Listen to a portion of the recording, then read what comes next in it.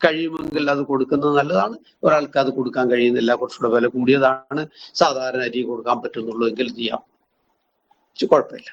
അപ്പോ മഗ്രിബ് അന്നത്തെ ഉറൂബ് റമളാന്റെ അവസാനം, റമളാന്റെ പിറ ഷാബാന്റെ അവസാനം റമളാന്റെ പിറ കാണുന്നത് മുതലാണ് നിർബന്ധമാകുന്നത്. എന്നാൽ റമളാന്റെ തുടക്കത്തിൽ മുതൽ വേണമെങ്കിൽ ഫിത്ർ സക്കാത്ത് കൊടുക്കുന്നതിന് കുഴപ്പമില്ല. റമളാന്റെ തുടക്കത്തിൽ മുതൽ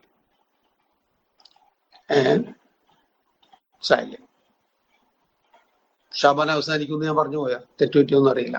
അതായത് റമളാൻ അവസാനിക്കുന്നതോടുകൂടിയാണ് ഫിത്ർ സക്കാത്ത് നിർബന്ധമാകുന്നത്. റമളാന്റെ തുടക്കം മുതലും വേണമെങ്കിൽ എന്ത് ചെയ്യാം, ഫിത്ർ സക്കാത്ത് കൊടുക്കൽ ജായിസാണ്, വിരോധമില്ല. ആ സമയം മുതൽ കൊടുത്തു തുടങ്ങാവുന്നതാണ്. പെരുന്നാൾ ദിനം നമ്മൾ പള്ളിയിലേക്ക് പോകുന്നതിന് മുമ്പ്, അഥവാ നിസ്കാരത്തിന് കൈ കെട്ടുന്നതിന് മുമ്പ് ഫിത്ർ സക്കാത്ത് കൊടുത്തു വീട്ടിലാണ് ഏറ്റവും ഉത്തമം. പക്ഷെ അന്ന് മഗ്രിബിന് ശേഷം വരെ പിന്തിക്കുന്നത് ഹറാമാണ്. മഗ്രിബിന് ശേഷം ആയിപ്പോയാൽ അത് ഹറാമായി തീരുന്നതാണ്. പിന്നെ ഫിത്ർ സക്കാത്ത് നൽകുമ്പോൾ അത് ഖള ആയി പോവും, ഖള വീട്ടിലായി മാറുന്നതാണ്. സക്കാത്ത് കൊടുക്കേണ്ടത് സാധുക്കളായ ആളുകൾക്കാണ്.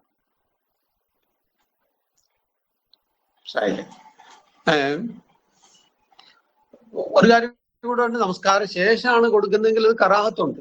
മഗ്രിബിന് ശേഷമാകുമ്പോ ഹറാമാകും. ഫിത്ർ സക്കാത്ത് എത്രയാണ് കൊടുക്കേണ്ടത്? കൊടുക്കേണ്ടത് ഒരാൾക്ക് വേണ്ടി ഒരു സാഹാണ്. ഒരു സാഹ് പഴയ കണക്കനുസരിച്ച് ഒരു സാഹ് എന്ന് പറഞ്ഞാൽ ഇന്നത്തെ ഏതാണ്ട് 2.5 കിലോ, 2,400, 2.5 കിലോ വരെ വരുന്ന അളവാണ് ഒരാൾക്ക് വേണ്ടി ഫിത്ർ സക്കാത്ത് കൊടുക്കേണ്ടത്. നമ്മൾ കൊടുക്കേണ്ടത് ആർക്കൊക്കെ വേണ്ടിയാണ്? പ്രായപൂർത്തിയാർക്ക് വേണ്ടിയല്ല, വീട്ടിലുള്ള മുഴുവൻ മെമ്പേഴ്സിനും വേണ്ടി കൊടുക്കണം. അതായത് നമ്മുടെയും നമ്മുടെ ഭാര്യ, നമ്മുടെ ആശ്രിതരായ നമ്മുടെ മക്കള് എല്ലാവർക്കും കൊടുക്കാൻ നിർബന്ധമാണ്. പ്രായപൂർത്തിയായ മക്കൾക്ക് വേണ്ടി അവരാണ് കൊടുക്കേണ്ടത്. പിതാവ് കൊടുക്കുന്നെങ്കിൽ അല്ലെങ്കിൽ വീട്ടിൽ നിന്ന് കൊടുക്കുന്നെങ്കിൽ അവരുടെ കൂടെ അനുവാദത്തോടുകൂടെ വേണം കൊടുക്കാൻ. കാരണം അവരാണ് ആ ഫിത്ർ സക്കാത്ത് കൊടുക്കാൻ ബാധ്യതയുള്ളവർ. ഒരു കുട്ടി റമളാന്റെ പിറക്ക് ശേഷമാണ്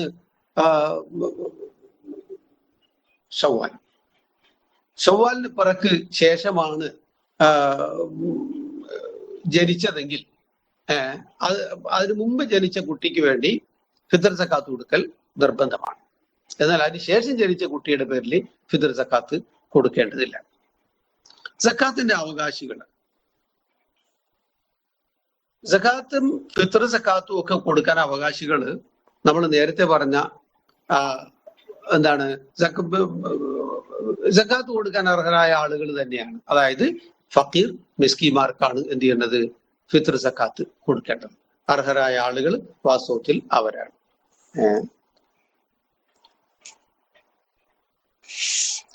കൂടാതെ ഫിത്ർ സക്കാത്ത് നിർബന്ധമാകുന്നതിന് ഉള്ള നിബന്ധനകൾ, ഒന്ന് മുസ്ലിം ആയിരിക്കാം. മുസ്ലിമായ വ്യക്തിക്കാണ് ഫിത്ർ സക്കാത്ത് നിർബന്ധമുള്ളത്. കാഫിറിനെ സംബന്ധിച്ചിടത്തോളം അടിസ്ഥാനപരമായി നിർബന്ധമാകുമെങ്കിലും അവൻ ഫിത്ർ സക്കാത്ത് കൊടുത്താൽ ശരിയാകില്ല, അതുകൊണ്ട് ഒരു പ്രയോജനം ഉണ്ടാകുകയില്ല. പക്ഷെ മുർത്തദ്, ഇസ്ലാമിൽ നിന്ന് അവധില്ല പുറത്തുപോയ ഒരാള്, അയാളുടെ കാലഘട്ടത്തിലുള്ള ആ ഫിത്ർ സക്കാത്ത് അയാൾ കൊടുത്ത് തീരുക തന്നെ വേണം. രണ്ടാമത് ഞാൻ നേരത്തെ പറഞ്ഞതുപോലെ അന്നത്തെ രാത്രിയും പകലും ഉള്ള തന്റെ ചിലവിന് കഴിച്ച് ബാക്കിയുള്ള ആളാണ് ഫിത്ർ സക്കാത്ത് കൊടുക്കേണ്ടത്. അതിനേക്കാൾ ബുദ്ധിമുട്ടുള്ള അവസ്ഥയിൽ, അതായത് അന്നത്തെ രാത്രിയുടെയോ പകലിന്റെയോ ഭക്ഷണത്തിനും കഴിച്ചിട്ടുള്ളത് അവന്റെ കയ്യിൽ ബാക്കിയില്ലെങ്കിൽ അവൻ ഫിത്ർ സക്കാത്ത് കൊടുക്കേണ്ടതില്ല. മൂന്നാമത്തേത് നമ്മൾ നേരത്തെ സൂചിപ്പിച്ചതുപോലെ റമളാന്റെ അവസാനത്തോടുകൂടെ ഷവ്വാലിന്റെ പിറ കാണുന്നതോടുകൂടിയാണ് എന്ത് ചെയ്യേണ്ടത്? ഫിത്ർ സക്കാത്ത് നിർബന്ധമാകുന്നത്. അപ്പൊ അതിനു മുമ്പ് ജനിച്ച കുട്ടിയാണെങ്കിൽ കൊടുക്കണം, അതിനുശേഷം ജനിച്ച കുട്ടിക്ക് നിർബന്ധമില്ല. റമളാന് ശേഷം ഷവ്വാലിന്റെ പിറക്ക് ശേഷം ഒരാള് മരണപ്പെട്ടു പോയെങ്കിൽ അദ്ദേഹത്തിന് ഫിത്ർ സക്കാത്ത് കൊടുക്കണം. ഷവ്വാലിന്റെ പിറക്ക് മുമ്പ് ഒരാൾ മരണപ്പെട്ടു പോയെങ്കിൽ, അതായത് ഉറൂബിന്റെ സമയത്ത്, ഉറൂബിന്റെ മഗ്‌രിബിന് മുമ്പ് ഒരാൾ മരണപ്പെട്ടു പോയെങ്കിൽ അദ്ദേഹത്തിന് ഫിത്ർ സക്കാത്ത് കൊടുക്കേണ്ടതില്ല, അദ്ദേഹത്തിന്റെ പേരിൽ ഫിത്ർ സക്കാത്ത് കൊടുക്കേണ്ടതില്ല. കാരണം ഫിത്ർ സക്കാത്ത് നിർബന്ധമാകുന്ന സമയത്ത് അദ്ദേഹം ഉണ്ടായിരുന്നില്ല. നമ്മൾ നേരത്തെ പറഞ്ഞു ഫിത്ർ സക്കാത്ത് കൊടുക്കേണ്ടത് 2.5 കിലോ ഏകദേശമാണ്. പിന്നെ ഖാലിബി ഖൂത്തുൽ ബലദി എന്ന് പറഞ്ഞാൽ ഓരോ നാട്ടിലെയും സാധാരണ കഴിക്കാറുള്ള ഭക്ഷണ സാധനത്തിൽ നിന്നാണ് കൊടുക്കേണ്ടത്. സമയത്തിന്റെ കാര്യം നമ്മൾ പറഞ്ഞു.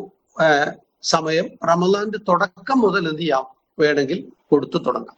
പക്ഷേ റമദാന്റെ അവസാനത്തോടു കൂടി ശവ്വാലിന്റെ പിറ കാണുന്നതോടുകൂടി അത് നിർബന്ധമായി തീരുകയും പെരുന്നാളിന് നമസ്കാരം തുടങ്ങുന്നതിന് മുമ്പുള്ള സമയത്ത് തന്നെ കൊടുത്തു തീർക്കുകയും ചെയ്യണം. അതിനേക്കാൾ പിന്തിക്കുന്നത് കറാഹത്താണ്. അതിനുശേഷം മഗ്‌രിബ് വരെ പിന്തിക്കുന്നത് ഹറാമാണ്. എന്നാൽ ഫിത്ർ സക്കാത്ത് ഒരാൾ വെയിറ്റ് ചെയ്തു, ഒരാൾ വരാൻ വേണ്ടി അത്യാവശ്യക്കാരനാണ്, വളരെ അത്യാവശ്യക്കാരനാണ്, അല്ലെ അടുത്ത ബന്ധുവാണ്, രണ്ടുപേരും അർഹരായ ആളുകളാണ്. അവർക്ക് വേണ്ടി നമ്മൾ വെയിറ്റ് കാത്തു വെച്ചു. പക്ഷെ അത് മഗ്‌രിബ് വരെ കാത്തു വെക്കാം, അതിനുശേഷം എന്ത് ചെയ്യാൻ പാടില്ല, കാത്തു വെക്കാൻ പാടില്ല. മനസ്സിലായത്? അതിനുപോലെ കൊടുത്ത് വീട്ടേണ്ട ആവശ്യമുണ്ട്. അല്ലെങ്കിൽ അയാളുടെ വക്കീൽ അയാളോട് നമ്മൾ പറഞ്ഞിട്ട് ഇന്ന ആളോട് നിങ്ങൾക്ക് ഫിത്ർ സക്കാത്ത് കൂടെ വെച്ചിട്ടുണ്ട്, സമയം ആകുന്നതിന് മുമ്പ് നിങ്ങൾ എത്തുകയില്ലെങ്കിൽ നിങ്ങൾ പറയുന്ന ഒരാളെ ഏൽപ്പിക്കാം എന്ന് പറഞ്ഞിട്ട് അദ്ദേഹം നിർദ്ദേശിക്കുന്ന അദ്ദേഹത്തിന് വക്കീലായ ഒരാളെ ഏൽപ്പിച്ചു കഴിഞ്ഞാൽ അദ്ദേഹത്തിന് കൊടുക്കുന്ന സ്ഥാനത്തായിക്കോളും. നമ്മൾ ആരെങ്കിലും കൊടുത്തേൽപ്പിച്ച് അത് കൊടുത്തേക്കാൻ പറഞ്ഞാൽ മാത്രം അത് പൂർണ്ണമാകുന്നില്ല. ആ ആള് മറ്റേ അദ്ദേഹത്തും കൂടെ സക്കാത്ത് കിട്ടാനുള്ള ആളും കൂടെ സമ്മതിച്ചിട്ടാകണം എന്ത് ചെയ്യേണ്ടത്, ഇയാൾക്ക് ഫിത്ർ സക്കാത്ത് കൊടുക്കാൻ വേണ്ടി നമ്മൾ ഏൽപ്പിക്കേണ്ടത്. അപ്പോ ഫിത്ർ സക്കാത്ത് എന്ന് പറയുന്നത് നമ്മുടെ നോമ്പിന്റെ ശുദ്ധിക്ക് വേണ്ടിയുള്ള ഒരു പ്രധാനപ്പെട്ട പ്രക്രിയയാണ്. അതുപോലെ അന്നത്തെ ദിവസം ഒരൊറ്റ മുസ്ലിമും പട്ടിണി കിടക്കരുത് എന്ന നിർബന്ധത കൂടി അതിനകത്ത് ശറഅ് ചെയ്യുന്നുണ്ട്, വീക്ഷിക്കുന്നുണ്ട്. സക്കാത്തുമായി ബന്ധപ്പെട്ട അത്യാവശ്യം കാര്യങ്ങൾ കഴിഞ്ഞു. സംശയം ആർക്കെങ്കിലും ഉണ്ടെങ്കിൽ ഇൻഷാ അല്ലാഹ് ചോദിക്കാം. ഇനി നമ്മൾ നോമ്പിന്റെ ഭാഗത്തേക്ക് കടക്കണം. അതിന്റെ പ്രാരംഭമായ 1-2 കാര്യങ്ങൾ ഇൻഷാ അല്ലാഹ് പറയാം. ബാക്കി അള്ളാഹു വേണ്ടി ഇൻഷാ അല്ലാഹ് അടുത്ത ക്ലാസ്സിൽ ഉൾപ്പെടുത്താം. നോമ്പ് നിർബന്ധമായ ഒരു കാര്യമാണ്. ഖുർആൻ ശരീഫിലൂടെ അള്ളാഹു താല അതിന്റെ നിർബന്ധത നമുക്ക് അറിയിച്ചിട്ടുണ്ട്. ഹദീസുകളിലും ആ വിഷയം പ്രതിപാദിച്ചിട്ടുണ്ട്. ഒരുപാട് ഹദീസുകളുണ്ട്. നോമ്പിനെ സംബന്ധിച്ചിടത്തോളം നോമ്പ് പിടിക്കാൻ പ്രേരിപ്പിക്കുന്ന ഒരുപാട് ഹദീസുകൾ നമുക്ക് കാണാൻ കഴിയും.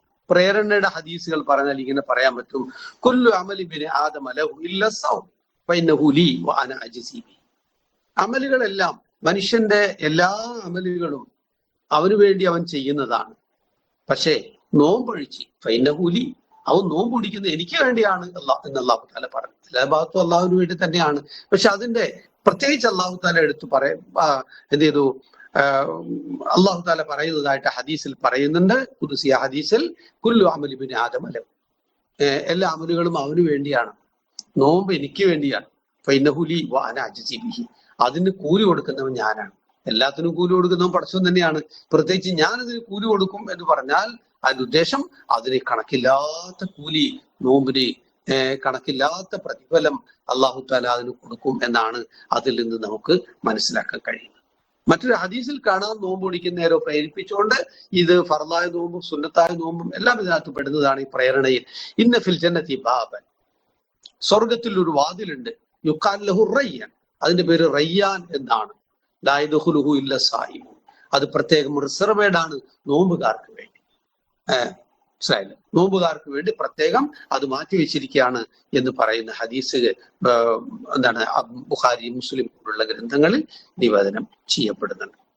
അതുപോലെ മറ്റൊരു ഹദീസിൽ കാണാം, റമദാൻ ആയാൽ ഇദാ ജാഅ റമദാൻ ഫുതിഹത് അബൂബുൽ ജന്ന അബ്വാബുൽ ജന്ന വഗുല്ലിഖത് അബ്വാബുൻ നാർ വസുഫിദത്തി ശയാത്തീൻ. റമദാൻ ആയി കഴിഞ്ഞാൽ സ്വർഗത്തിന്റെ സ്വർഗവാതിലുകൾ തുറക്കപ്പെടും.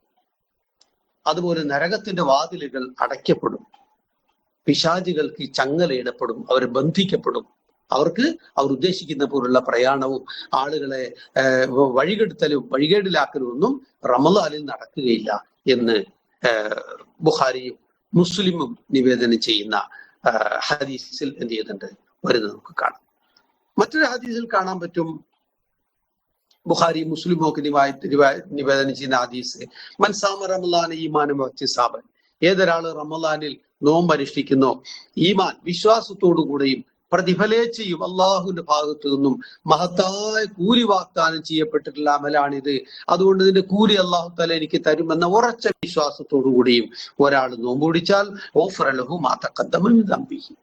നോമ്പിന് ഒരുപാട് പ്രതിഫലങ്ങൾ വേറെ ഉണ്ട്. അതല്ല, ഈ ഒരൊറ്റ ലക്ഷ്യത്തിന് വേണ്ടി പിടിക്കുന്ന ആൾക്ക് അവന്റെ ജീവിതത്തിൽ വന്നു പോയ മുഴുവൻ പാവങ്ങളും പുറത്തു കൊടുക്കുമെന്ന് അല്ലാഹു റസൂൽ സല്ലല്ലാഹു അലൈഹി വസല്ലം പറയുന്നുണ്ട്. അതുപോലെ മൻ ഖാമ ലൈലത്തുൽ ഖദ്രി ഈമാനും വഹ്തിസാബൻ, ലൈലത്തുൽ ഖദ്റിലെ രാത്രി ഇബാദത്തിലായ ഒരാൾ കഴിച്ചുകൂട്ടി, നമസ്കാരത്തിലും ഇബാദത്തിലുമായി കഴിച്ചുകൂട്ടി, ഈമാനും വഹ്തിസാബൻ ഉറച്ച വിശ്വാസത്തോടു കൂടെയും പ്രതിഫലേച്ഛയോടുകൂടെയും ചെയ്താൽ ഓഫറ ലഹു മാ തഖദ്ദമ മിൻ ദംബിഹി, അവന്റെ പാപങ്ങൾ മുഴുവൻ പൊറുക്കപ്പെടുന്നതാണ്, ഇതുവരെയുള്ള മുഴുവൻ പാപങ്ങൾ പൊറുക്കപ്പെടുന്നതാണ് എന്ന് റിവായത്തിൽ വരുന്നുണ്ട്. ബുഖാരിയും മുസ്ലിമും ഒക്കെ ഉദ്ധരിക്കുന്ന ഹദീസാണ്. മറ്റൊരു ഹദീസിൽ കാണാം, തബറാനിയുടെ റിവായത്ത് ചെയ്യുന്ന ഹദീസ്, സൂമു തസിഹു, നിങ്ങൾ നോമ്പ് അനുഷ്ഠിക്കൂ ആരോഗ്യവാന്മാരായി മാറും. പ്രത്യക്ഷത്തില് നോമ്പ് കൊണ്ട് എന്തെല്ലാം ആരോഗ്യ ഗുണങ്ങളുണ്ടെന്ന് ആധുനിക വൈദ്യശാസ്ത്രം കണ്ടെത്തിയിട്ടുണ്ട്. പക്ഷേ അന്നത്തെ അവസ്ഥയിൽ, നിബിധങ്ങളത് പറയുന്ന അവസ്ഥയിൽ നോമ്പ് കൊണ്ട് പ്രത്യക്ഷത്തിൽ കാണുന്ന ക്ഷീണവും തളർച്ചയല്ലാതെ മറ്റെന്താണ് അവർക്ക് മനസ്സിലാക്കാൻ കഴിയുക?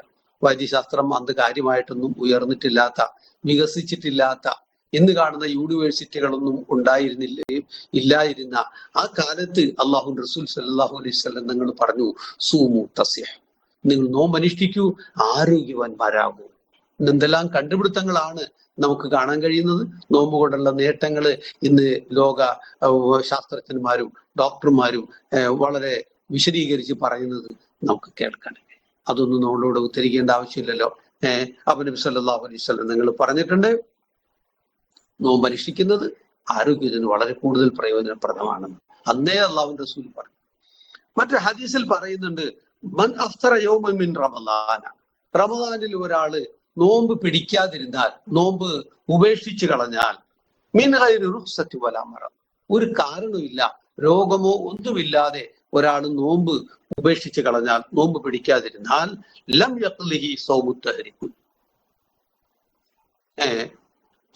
സൗമു ദഹരി കുല്ലി, വർഷം മുഴുവൻ നോമ്പ് പിടിച്ചാലും എന്താണ്, വൈൻ സാമവും, അതിന് പകരമായി റമളാനിലെ ഒരു നോമ്പ് ഒരാൾ കളാക്കി അകാരണമായി നോമ്പ് പിടിച്ചില്ല എങ്കിൽ അവന് വർഷം മുഴുവനും നോമ്പ് പിടിച്ചാൽ പോലും അതിന് പരിഹാരമാകുകയില്ല, വർഷത്തെ മുഴുവത്തെ നോമ്പ് പരിഹാരമാകുകയില്ല. വൈൻ സാമഹു, അത് നോമ്പ് അനുഷ്ഠിച്ചാലും ശരി അതുകൊണ്ട് പ്രയോജനം ഒന്നും ഉണ്ടാകുകയില്ല എന്ന് റസൂലുള്ളാഹി സ്വല്ലല്ലാഹു അലൈഹി വസല്ലം തങ്ങൾ പറഞ്ഞിട്ടുണ്ട്. അതുകൊണ്ട് നോമ്പ് ഒരുപാട് പ്രധാനപ്പെട്ട ഫളായിലുകൾ അടങ്ങുന്ന, മഹത്വങ്ങൾ അടങ്ങുന്ന ഒരു ബാധ്യതയാണ് നോമ്പെന്ന് പറയുന്നത്. നോമ്പിനെ കുറിച്ച് ഒരുപാട് ആയത്തിലൂടെയും അതിന്റെ ഉജൂബിനെ കുറിച്ച് ഖുർആൻ ശരീഫ് അല്ലാഹു തആല പറയുന്നു. യാ അയ്യുഹല്ലദീന ആമനൂ കുതിബ അലൈക്കുമുസ് സിയാം, സൂറത്ത് ബഖറയിലെ 183 ആയതിൽ കാണാം, സത്യവിശ്വാസികളെ കുതിബ അലൈക്കുമുസ് സിയാം, റമളാനിലെ നോമ്പ് നിങ്ങൾക്ക് നിർബന്ധമാക്കപ്പെട്ടിരിക്കുന്നു, രേഖപ്പെടുത്തപ്പെട്ടിരിക്കുന്നു, അത് നിർബന്ധമാണ്, ഉപേക്ഷിക്കാൻ പാടില്ല എന്ന് അല്ലാഹു തആല ഖുർആൻ പറയുന്നുണ്ട്. ഷഹ്റു റമളാനുല്ലദീ ഉൻസില ഫീഹിൽ ഖുർആൻ എന്ന് പറയുന്ന ആ മഹത്തായ മാസത്തിലാണ് എന്ത് ചെയ്തുള്ളത്, നോമ്പ് അനുഷ്ഠിക്കേണ്ടത്. ഹദീസിൽ കാണാൻ കഴിയും നമുക്ക്, ബുനിയൽ ഇസ്ലാമു അലാ ഖംസ്, ഇസ്ലാം 5 കാര്യങ്ങളുടെ മേൽ അടിസ്ഥാനപ്പെടുത്തിയിരിക്കുന്നു. ഒന്ന്, ഷഹാദത്തി അല്ലാ ഇലാഹ ഇല്ലല്ലാഹ് വ അന്ന മുഹമ്മദ് റസൂലുള്ളാഹ് വ ഇഖാമി സ്വലാത്തി വ ഈതാഇ സകാത്തി വൽ ഹജ്ജി വ സൗമി റമളാൻ, ഹജ്ജും സൗമി റമളാൻ. ഈ പറഞ്ഞ നേരത്തെ നമ്മൾ ഉദ്ധരിച്ച ഹദീസാണ്. അതിനകത്ത് പ്രത്യേകം പറയുന്ന ഒരു കാര്യമാണ് വ സൗമി റമളാൻ, റമളാനിൽ നോമ്പ് നിർബന്ധമാക്കപ്പെട്ടിരിക്കുന്നു എന്ന് പറഞ്ഞിട്ടുണ്ട്. ഹദീസും ആയത്തുകളും ഉദ്ധരിക്കുന്ന, നിർബന്ധമാക്കിയിട്ടുള്ള ഒരു കർമ്മമാണ് റമളാനിലെ, വിശുദ്ധ റമളാനിലെ നോമ്പ് എന്ന് പറയുന്നത്. ഖുർആൻ ഷരീഫ് അല്ലാഹു തആല നമുക്ക് ഇറക്കി തന്ന ആ മാസത്തോടുള്ള നന്ദി എന്ന പേരിലാണ് ഈ മാസത്തിൽ നോമ്പ് പിടിക്കാൻ അല്ലാഹു തആല നമ്മളോട് കൽപ്പിച്ചിട്ടുള്ളത് എന്ന് അല്ലാഹു ഖുർആൻ പറയുന്നുണ്ട്, നമുക്ക് കാണാൻ കഴിയും.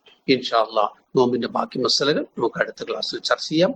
അള്ളാഹു താല തൗഫീഖ് തരുമാറാകട്ടെ. അള്ളാഹു താല നമ്മുടെ ക്ലാസ്സിനെ കബൂൽ ചെയ്യുമാറാകട്ടെ. നമ്മുടെ ഈ സമയത്തെ ആഖിറത്തിൽ പ്രയോജനപ്പെടുന്ന, ദുനിയാവിലും ആഖിറത്തിലും പ്രയോജനപ്പെടുന്ന സമയം അള്ളാഹു താല കബൂൽ ചെയ്യുമാറാകട്ടെ. എല്ലാവരും ഇൻഷാ അല്ലാഹ് ക്ലാസ്സുകളിൽ പങ്കെടുക്കാൻ കയറാൻ വേണ്ടി ശ്രമിക്കണം. അള്ളാഹു താല തൗഫീഖ് തരുമാറാകട്ടെ. വാഖിറു ദഅവാന അൽഹംദുലില്ലാഹി റബ്ബിൽ ആലമീൻ. അസ്സലാമു അലൈക്കും വറഹ്മത്തുള്ളാഹി വബറകാതുഹു. സംശയങ്ങൾ എന്തെങ്കിലും ഉണ്ടോ? ഉണ്ടെങ്കിൽ ഇൻഷാ അല്ലാഹ് വാട്സാപ്പിലൂടെ ചോദിച്ചു. അസ്സലാമു അലൈക്കും.